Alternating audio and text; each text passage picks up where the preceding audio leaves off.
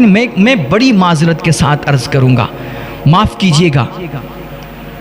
आज का जो मुसलमान है ना, चाहे वो अवाम हो या खवास, मेरे भाई आज हम पूरी कौम की बात कर रहे हैं। हमारी पूरी कौम ना सिर्फ झूठ सस्ते जज्बात से भरी हुई है, सिर्फ झूठे जज्बात हैं इसके अंदर।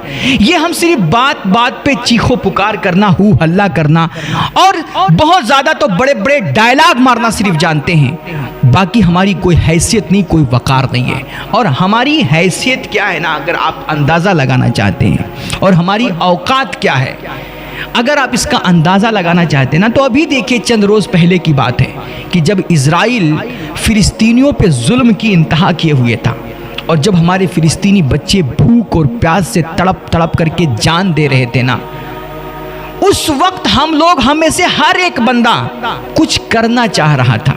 और मैं कहता हूँ फिलिस्तीन तो बहुत दूर की बात है, हमारे इस मुल्क में खुद, हमारे मुल्क में जब भी इंसाफ का गला घोंटा जाता है और जब एक ख़ास तबके को टारगेट किया जाता है और उनके नौजवानों को, उनके बच्चों को और उस तबके की अमलाक पे जब नाजायज़ कब्ज़ा जमाया जाता है और उनके घरों को, उनकी इबादतगाहों को जब तोड़ा जाता है, और जब भी हमारे मुल्क में कहीं जुल्म होता है और किसी के ऊपर अत्याचार होता है ना, तो उस वक्त हम चाहते हैं कि मजलूमों की मदद करें। हम चाहते हैं कि यार कुछ करें, और कम से कम कुछ नहीं कर सकते तो अपनी आवाज़ ईवान हुकूमत तक पहुंचाएं। लेकिन उस वक्त हमारी हैसियत क्या होती है, औकात क्या होती है, हम कितने मजबूर और लाचार होते हैं कि दुनिया का एक भी मीडिया, दुनिया का एक भी ऐसा अखबार हमारे पास नहीं होता है कि जिसके थ्रू हम अपनी आवाज़ लोगों तक पहुंचा सकें, ईवान हुकूमत तक पहुंचा सकें। हमारी कितनी चाहत होती है मेरे भाई कि यार असेंबलियों में कोई हमारा भी सपोर्ट करे, कोई हमारे भी हक की आवाज़ उठाए और कोई हमारे लिए भी लड़े।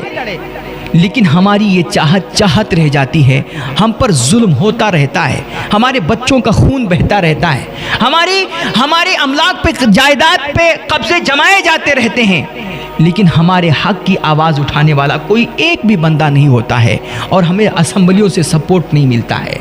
जब हमारे बच्चों को मारा जाता है, काटा जाता है और हम पर जब अत्याचार होता है, तो हम चाहते हैं कि काश किसी अखबार में हमें कोई एक हेडिंग की जगह मिल जाए।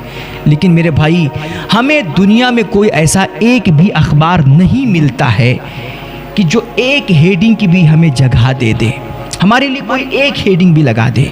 ये हमारी, आपकी, मुसलमानों की औकात है, ये हमारी हैसियत है।